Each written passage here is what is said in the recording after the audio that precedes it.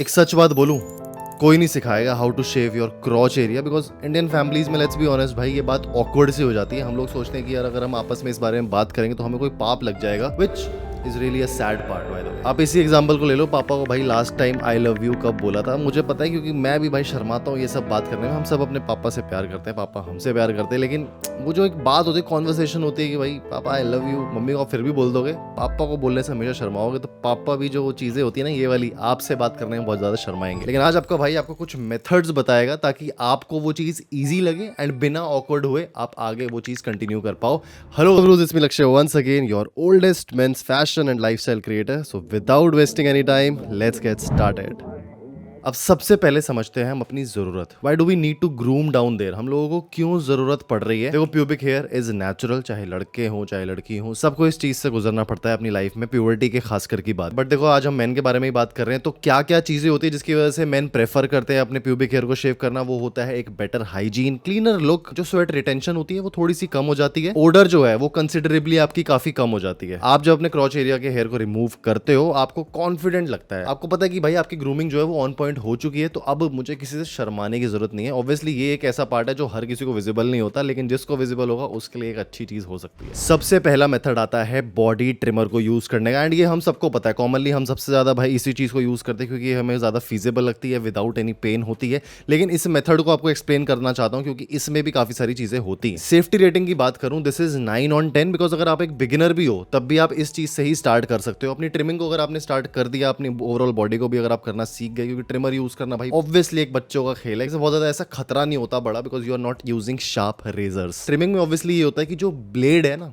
वो आपकी स्किन को टच नहीं कर रहा, वो सरफेस से जो हेयर है उसको रिमूव करता है, सो दैट जो आपके हेयर है वो कट प्रॉपर्ली हो पाए। Now who should use this? अगर आप एक बिगिनर हो, अगर आपकी सेंसिटिव स्किन है डाउन देयर, जो कि ऑलमोस्ट सबकी होती है, अगर आपको कट से थोड़ा बहुत डर लगता है कि यार क्या हो जाएगा, तो आप ट्रिमर यूज कर सकते हो। एंड सबसे ज्यादा इंपॉर्टेंट, अगर आपको एक क्लीनर लुक नहीं चाहिए, आप चाहते हो एक रफ काइंड ऑफ लुक आए, उसके लिए एक बेस्ट चीज है। अब चलते हैं स्टेप बाय स्टेप प्रोसेस में करना किस तरीके से। सबसे पहले आपको शावर लेना पड़ेगा, and you have to take a warm shower, ना कोल्ड ना हॉट, आपको एक वार्म शावर लेके थोड़ा सा सेंसिटिविटी उसकी कम करनी पड़ेगी। इसके बाद आता है एक इंपॉर्टेंट स्टेप जो काफी लोग मिस करते हैं। हमेशा ट्रिमर को अगर आप लेते हो तो आप बिना गार्ड के उसको यूज करते हो, which is a really wrong thing. अगर आप एक बिगिनर है स्पेशली, आपको ये नहीं करना है। आपको 3mm या 5mm, ये दो गार्ड्स मैं बता रहा हूँ, इनको आप इजीली यूज कर सकते हो। बस हाँ ये है कि प्रॉपर्ली एक शेव्ड लुक नहीं मिलेगी, बट आपके जो हेयर है जो बहुत ज्यादा ऐसे जंगल की तरह फैल रखे हैं वो थोड़े कम हो जाएंगे। नेक्स्ट स्टेप काफी ज्यादा इंपॉर्टेंट है, सुनने में आपको ऑकवर्ड लग सकता है बट मेरा बताना बनता है, बिकॉज आप लोग मेरे भाई हो, एंड आप लोग अगर ये चीज सीख रहे हो तो मेरा भाई रिस्पॉन्सिबिलिटी बनती है, क्योंकि ईयर्स ऑफ एक्सपीरियंस के बाद मैं आपके सामने ये चीज लेके आ पा रहा हूं। आपको अपनी स्किन जो है उसको स्ट्रेच करके रखना है। लूज अगर स्किन होगी तो कट्स होने के चांसेस ज्यादा हो जाते हैं, नो मैटर आपने कोई गार्ड लगा रखा है तब भी। एंड स्ट्रेच करके जो स्किन की टाइटनेस है उसके ऊपर आपको धीरे धीरे ट्रिम करना है according to your preference of the guard blade. इसी तरीके से ट्रिमिंग करके आप अपने एरिया को क्लीन कर सकते हो। इसके प्रोज की बात करें तो ये काफी ज्यादा फास्ट है, ये कंपैरेटिवली बाकी चीजों से भाई काफी सेफ भी है, बिगिनर के लिए इजी है, एंड इरिटेशन फ्री भी ये चीज होती है क्योंकि आपको कुछ केमिकल यूज नहीं करना अपनी बॉडी पे। एक कॉन जो मुझे लगता है पर्सनली वो ये है कि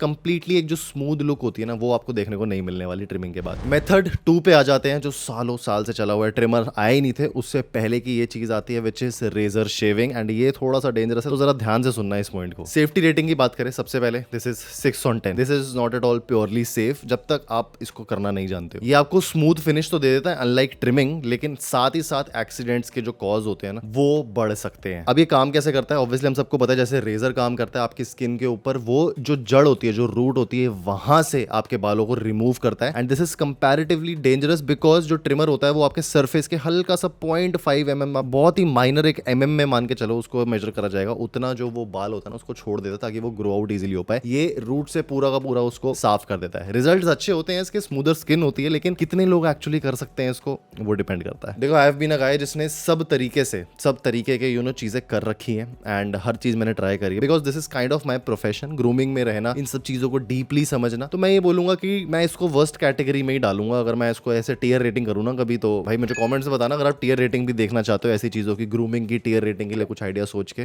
कमेंट्स में मुझे बता दो। ऑल्सो अगर आप ऐसी और वीडियोस देखना चाहते हो जो men's personal hygiene and grooming से रिलेटेड है विद फैशन एंड लाइफस्टाइल, तो सब्सक्राइब जरूर कर लेना चैनल को। अब स्टेप बाय स्टेप स्टेप चलते हैं कि आपको ये प्रोसेस करना कैसे है। देखो, सबसे पहले तो आपके पास होना चाहिए एक रेजर और होनी चाहिए एक शेविंग फोम। आप चाहो तो एक जेल भी ले सकते हो क्लियर, वो ज्यादा मुझे ईजी लगता है क्योंकि अगर आपके पास जेल होगा तो आपको पता होगा कहाँ से क्या काटना है। शेविंग फोम जो होती है ओपेक होती है, जिसकी वजह से ना वो कवर हो जाता है पार्ट, आपको नहीं पता चलता कि आप क्या काट रहे हो भाई। इस प्रोसेस में भी ना अगर आपके जैसे लॉन्ग प्यूबिक हेयर है तो मैं रेकमेंड करूंगा उसको आप ट्रिम कर लो पहले। ट्रिमिंग इसमें भी इन्वॉल्व रहेगी। आप 5 mm कर लो भाई ट्रिम। उसके बाद आप अगर आपको क्लीन शेव लगता है कि जरूरत है तब आप उसकी तरफ जाके एक रेजर का यूज कर सकते हो। प्यूबिक हेयर अगर लॉन्ग है कभी भी रेजर यूज मत करना। वो भाई एक तरह से मतलब जो आपका जंगल है ना वो रेजर में आ जाएगा और उसके बाद वो बिल्कुल भी चीज सही नहीं होगी। ब्लेड भी खराब होगा और आपकी स्किन से जो कॉन्टैक्ट है वो अजीब सा हो सकता है। अगेन आपको एक वार्म शावर लेना है। जैसे ही हेयर सॉफ्ट हो जाए उसके बाद आपको स्किन के कॉन्टैक्ट को वही स्ट्रेच करके इजीली रेजर को यूज करना है। इससे ज्यादा डिस्क्रिप्टिव वे में मैं आपको नहीं समझा सकता हूँ, क्लियर जेल का यूज करके obviously. And then you have to shave slowly. इसको तेज मत करना, कोई जल्दीबाजी नहीं है भाई, अपना ही बच्चा है नीचे, वो खराब हो गया तो दिक्कत हो सकती है। एक और इंपॉर्टेंट स्टेप मैं बताना चाहता हूँ, अगर आप शेविंग प्रेफर कर रहे हो, ट्रिमिंग में तो भाई आप ऊपर से कर दो नीचे से कर दो, डज नॉट मैटर, लेकिन अगेंस्ट द ग्रेन मत करना। अगेंस्ट द ग्रेन का क्या मतलब होता है? आपकी जो हेयर की नेचुरल ग्रोथ है, जिस तरफ जिस डायरेक्शन में वो जाता है उसी डायरेक्शन में आपको शेव करना है। अगर आपने ऑपोजिट किया तो चांसेस बढ़ सकते हैं आपके इनग्रोन हेयर के, और इनग्रोन हेयर अगर नीचे हो गया ना बाय चांस तो भाई बहुत सारी दिक्कतें हो सकती हैं। रेजर बर्न भी हो सकता है और इरिटेशन से आप पागल हो जाओगे। तो मेरी मानो इस स्टेप को अवॉइड कर दो। अगर आपको भाई, अगर आप बिल्कुल बिगिनर हो और आप नहीं चाहते एक प्रॉपर क्लीन लुक, अगर आपको हाइजीन से सिर्फ मतलब है तो आप ट्रिमर कर सकते हो, लेकिन उसके अलावा अगर आपको बिल्कुल स्मूथ फिनिश चाहिए तो आगे के स्टेप्स भी आपके लिए काम आएंगे। जैसे ये स्टेप खत्म होता है आपको इस एरिया को छोड़ना नहीं है। वॉश ऑफ करने के बाद आपको कोई मॉइस्चराइजर लगाना है जो कि फ्रेग्रेंस फ्री हो और जो इरिटेशन हो सकती है, आप एक तरह से ऐसे समझो यार कि ना अगर हम एक लैंड पे गए हैं, हमने उस पे वो जो मशीन आती है घास काटने वाली वो चला दी है, उसके बाद जो लैंड है ना वो बिल्कुल ऐसा हो गया है सेंसिटिव सा, तो उसको कुछ करने के लिए हमें चीज डालनी पड़ेगी। तो हमारी स्किन जो है उस तरीके से आप ट्रीट करोगे, उसकी केयर जरूरी है, पोस्ट केयर ज्यादा जरूरी है। इसमें आपको मॉइस्चराइजर जरूर जरूर जरूर चाहिए। अब प्रोस सुन लो शेविंग के क्या क्या होते हैं कॉन्स के साथ साथ। एक्सट्रीमली स्मूथ होता है, क्लीनेस्ट फिनिश होती है एंड एक अफोर्डेबल प्रोसेस है क्योंकि ब्लेड्स आर चीप। कॉन्स ज्यादा है प्रोस से तो वो भी सुन लो। हाईएस्ट रिस्क ऑफ कट्स बढ़ जाता है, रेजर बर्न्स पॉसिबल होंगे एंड आई एम श्योर कि अगर आप पहली बार कर रहे हो तो वो होने ही होने हैं, तो उस चीज को भी जरा दिमाग में रखना। इनग्रोन हेयर भी जरूर हो सकते हैं एंड इनग्रोन हेयर एक बहुत ही ज्यादा पेनफुल चीज होती है and this process overall requires maintenance. Maintenance से मेरा ये मतलब है कि आपको इसको ना हर वीक करना पड़ेगा क्योंकि जो आपको हेयर ग्रोथ देखने को मिलेगी वो बहुत जल्दी आ जाएगी because of the process. Third method आता है हेयर रिमूवल क्रीम्स का। अगर इसको मैं सेफ्टी रेटिंग में कंसीडर करूं तो जैसे 7 on 10 इजी, लेकिन कई लोग सोचते हैं कि ये तो भाई बहुत ही इजी चीज है, हर कोई कर सकता है, और कुछ लोगों के लिए वहीं पर ये डिजास्टर बन जाती है। इसमें आपको समझना पड़ता है कि आपकी स्किन टाइप क्या है and which type of hair removal cream you are using. Let me explain ये काम कैसे करता है। जो हेयर क्रीम आप लगाओगे वो केमिकल एक प्रोसेस के थ्रू आपके जो हेयर होते हैं उनको एक तरह समझ लो गला देता है, उनको खत्म कर देता है अपने रूट से, और आपको कुछ नहीं करना, बस वाइप करो, ब्लेड्स भी इन्वॉल्व नहीं होते इसमें। एक मैं वार्निंग यहाँ पर देना चाहता हूँ, एक चीज का हमेशा ध्यान रखना, सारे जो हेयर रिमूवल क्रीम्स होती हैं भाई वो नीचे क्रॉच एरिया के लिए नहीं होती हैं। तो आपको स्पेसिफिकली जो डिजाइंड होगी hair removal cream best for intimate areas, वो मैं नीचे टैग कर दूंगा so that you can easily buy from them. Packaging हमेशा भाई ध्यान से देख लेना एंड अगर लिखा नहीं है उस पर कि इंटीमेट एरिया के लिए यूज नहीं हो सकता,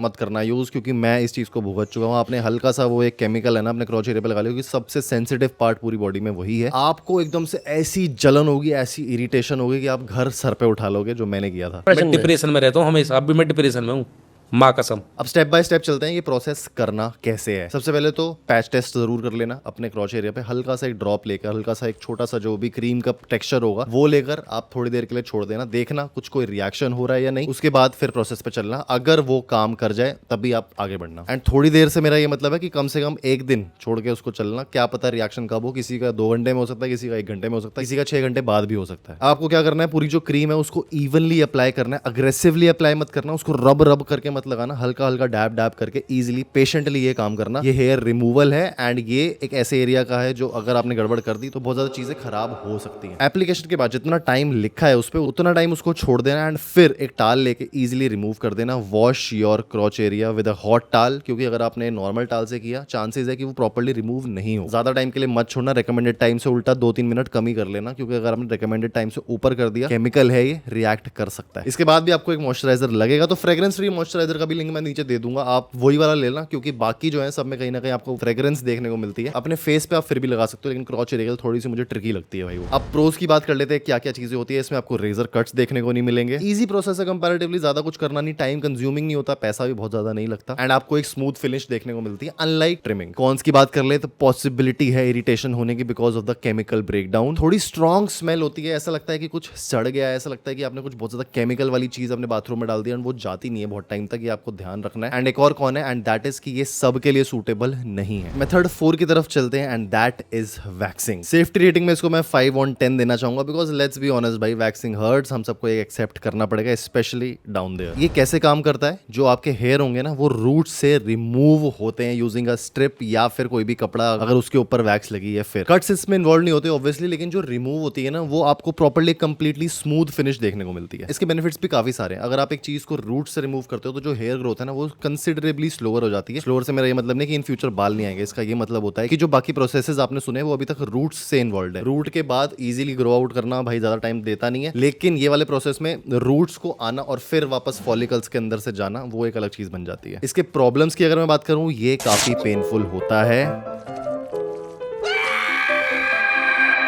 it can also irritate your skin and ingrown hair के चांसेस इसमें काफी ज्यादा बढ़ जाते हैं। इस प्रोसेस को कैसे करना है वो मैं एक्सप्लेन कर देता हूं, क्योंकि ये आप शायद खुद ना कर पाओ। एंड देखो, लड़कियां जो होती हैं वो बिकनी वैक्सिंग करवाती हैं। आप लोगों को पता है कि फुल बॉडी वैक्सिंग जो होती है उसमें कहीं ना कहीं हर जगह के बाल रिमूव होते हैं। एंड मुझे लगता है एज मेल्स हम थोड़े से शर्मीले होते हैं, हम नहीं चाहते कि कोई लड़का हमें देखे, कोई टच करे एंड उसके बाद वो वैक्सिंग करके रिमूव करे। आप खुद भी ये चीज कर सकते हो वैक्सिंग स्ट्रिप्स लेकर, लेकिन वो बहुत पेनफुल होने वाला है। तो मैं ये बोलूंगा कि अपने पार्टनर के साथ या अगर आप कंफर्टेबल हो तो ऑब्वियसली एक सैलून एक्सपर्ट के साथ जो अच्छे से चीज को कर सकता है वहीं पर इन्वेस्ट करना एंड आपको स्ट्रिप्स को अपने क्रॉच एरिया पे लगा के सीधा रिमूव करवा देना है भाई। और कुछ प्रोसेस का इसमें काम नहीं है, बाकी सारे टेक केयर वही लोग करेंगे। एंड अगर आप खुद कर रहे हो तो अगेन मॉइस्चराइजर इसके बाद लगा लेना and you are good to go. वैसे तो जितने भी घर पे लोग ये चीज कर रहे हैं मैं रेकमेंड उनको करता हूँ बिल्कुल भी मत करना अगर आप इंडिविजुअली ये चीज कर रहे हो, क्योंकि this can hurt a lot and chances है ये प्रोसेस आप कर ही ना पाओ। If you want to go for waxing, go to a professional, सब सॉर्टेड है, आपको कोई स्टेप फॉलो ही नहीं करना, वो आराम से सब कुछ कर देंगे। आ जाते हैं अब 5th और लास्ट मेथड पे, जो मुझे लगता है कि इसके अलावा और कोई मेथड अभी तक तो नहीं आए हैं भाई। अगर हम 2026 के और जून की बात करें तो अभी तक मुझे और कोई नहीं पता, and that is laser hair treatment. इसे मैं सेफ्टी रेटिंग में 9 on 10 देना चाहता हूं और मेरी तरफ से ये पूरा का पूरा रिकमेंडेड है, क्योंकि ये एक लॉन्ग टर्म सॉल्यूशन है। कई ऐसे ट्रीटमेंट सेंटर्स होंगे जहां पर आपको मना किया जाएगा कि क्रॉच एरिया को आप लेजर मत करवाओ, तो चांसेस है कि उनको वो चीज नहीं आती होगी। बेटर है कि आप कोई और ट्रीटमेंट सेंटर ढूंढो जो इसको और प्रोफेशनली कर पाए। अब ये काम कैसे करता है, जो लेजर होती है ना वो टारगेट करती है आपके हेयर फॉलिकल्स को, वो उन्हीं को डिस्ट्रॉय कर देती है ताकि जो ग्रोथ है वो कभी आपको देखने को ना मिले। इसमें बस ये है कि आपको मल्टीपल सेशंस लेने पड़ते हैं जहां पे आप ये ट्रीटमेंट करवाओगे, वहां के हेयर की ग्रोथ कंसिडरेबली रुक जाएगी, थोड़े वो थिन हो जाएंगे एंड डेंसिटी बिल्कुल रिड्यूस हो जाएगी। अगेन ये भी एक ऐसा प्रोसेस है जिसमें प्रोफेशनल इन्वॉल्व है, ये आप घर पर नहीं कर सकते हो एंड थोड़ा सा एक्सपेंसिव भी पड़ जाता है बिकॉज ऑफ द कॉस्ट। अगर आपको सिटिंग में बैठना है, बहुत सारी सिटिंग्स लगती है इसकी, और उसके बाद एक आपको अच्छा डॉक्टर ढूंढने में टाइम लगता है। अब डिपेंड करता है आपकी हेयर ग्रोथ पे कि कितनी सिटिंग लगने वाली है एक्चुअली, एंड आपका डॉक्टर क्या रेकमेंड कर रहा है आपको देखकर, जांच कर, चेक करके कि आप करवा सकते हो या नहीं। काफी लोगों को ये मना कर दी जाती है because of the sensitivity around that area, but आप बाकी बॉडी पार्ट्स पे करवा सकते हो। प्रोज की बात कर लेते हैं। This is a long term result thing. Maintenance almost nil होती है इसकी, एक बार आपने करवा लिया, पैसे खर्च कर लिए, उसके बाद ज्यादा इस पे सोचने की जरूरत पड़ती नहीं है एंड इसमें आपको सबसे कम इनग्रोन हेयर देखने को मिलते हैं बाकी जो मेथड्स हैं उनके कंपैरिजन में। कॉन्स की बात कर लेते हैं, let's be real about this भाई। ये एक एक्सपेंसिव मेथड एंड प्रोसेस है, इसमें आपको मल्टीपल सेशन जैसे कि मैंने बताया वो लगेंगे and that is also a con. And results vary करते हैं बिकॉज आपकी हेयर ग्रोथ पे डिपेंड करता है कि वो कितनी जल्दी आ सकती है वापस।